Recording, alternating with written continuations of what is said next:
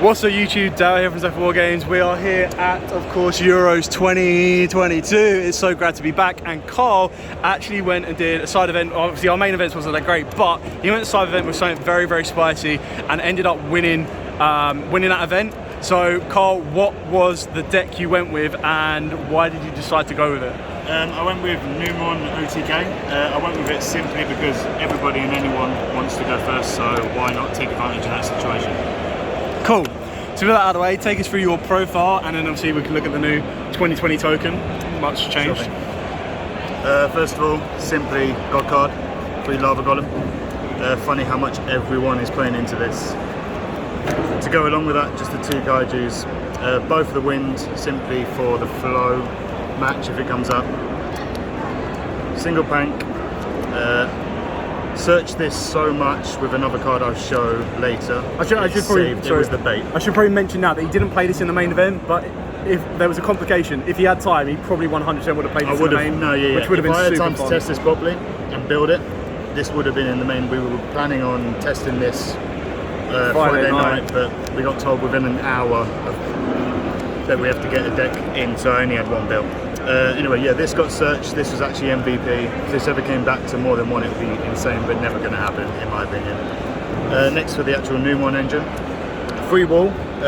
Everyone forgets it's also a battle trap. As soon as you take damage, you can send this card, you can special summon this card and take no more damage for the rest of that turn, as well as discarding it to search the network. And then for hand traps, just the free ash. I'm not going to explain it. The Omega and the Driver, which I feel are the 2 best to draw together in this format. And then my final monster is free Pathfinder. Again, it's just to get to the field spell, and a lot of the times this was a bridge. That kind of gives away what the card I play later on is, but it's a bridge and it's a starter. Next for the spells, free network. It's funny how you send for cost, so the amount of people that have to stop, read it, kind of body language gives away that they have an ash in hand. The 2 calling for this. This wanted to stick to my hand so much. I always had the 2nd copy in my hand, but you cannot just play 1. Like every game that I did win,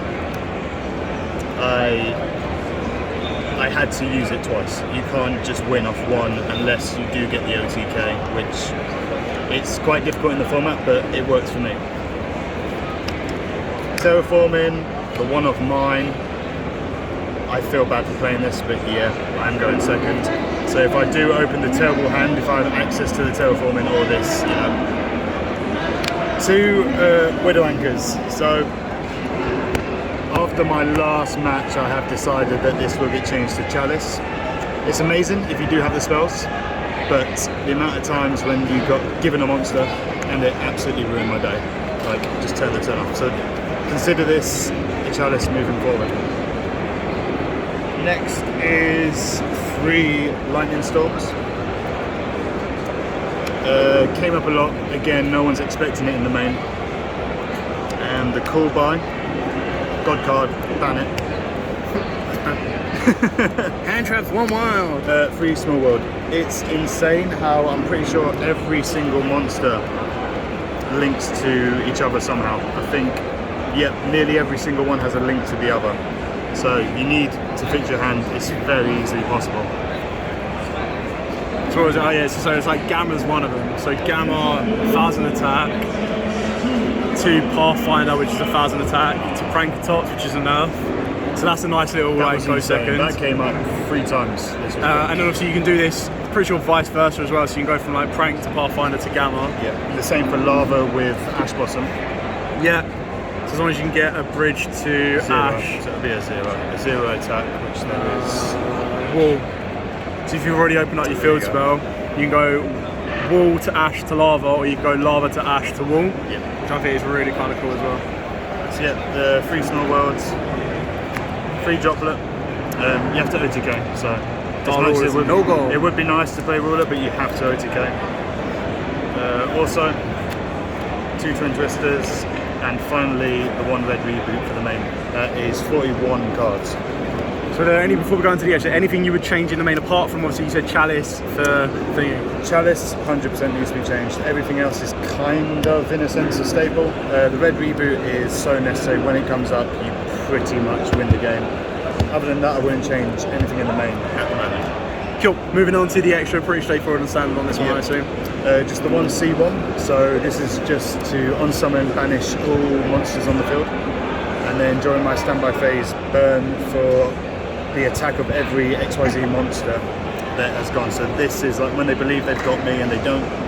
It happened multiple times. They left ECAM but removed one of the others. So I just slapped this on top of ECAM, activate effect, wipe the board, my standby phase, as long as I survive, normally with the Widow Anchors set, as long as I survive the next turn, this is pretty much going to burn them for 5k. To go along with that, I play 2 of each. For that reason, ECAM is like the main best one. If you're playing against it, get rid of the ECAM. Like, they're not all the same, you just got to remember, only ECAM can go under this. And for the Omega, for the Gamma package. And finally, Link for Showdown. That's Link 510. Oh, well, yeah, no, in my eyes, going second, it's a Link 4. This annoyingly kept getting outed, but you know, if you got it in the right matchup, it will be incredible when they can't do anything with it. If it was secret, it would have been fine. Yeah, secret. So that's not there then. And this came up, this won me 2 games against Sprite on its own. Just when they don't open perfection, it's just this. They're not going to play through the 4 negates without having to waste their battle phase. And at that point, if you have a droplet, you tribute it off to make your Widows live or your gate in hand. Sorry, this in hand, wall in hand, to then just end the battle phase. So you take a little bit of damage, and that's the end of it. And then to remove any towers. And then the last 2 cards, just because. 2 Nightmares, Cerberus and Phoenix. Nothing special, just for the removal, because you know the deck obviously needs more removal, doesn't it, going second. That's it. Moving on to the side, just whiz past this one quickly. Artifact Engine. So I did go first more often than not, especially if I win the first game, which happens at 75% of the time. This will be coming in along with whatever it suits, either the Rivalry or the Gozen, depending on the matchups, whether you've got the Splight or the Tier. Barrier, which funny enough didn't get decided once, but I generally just didn't side it.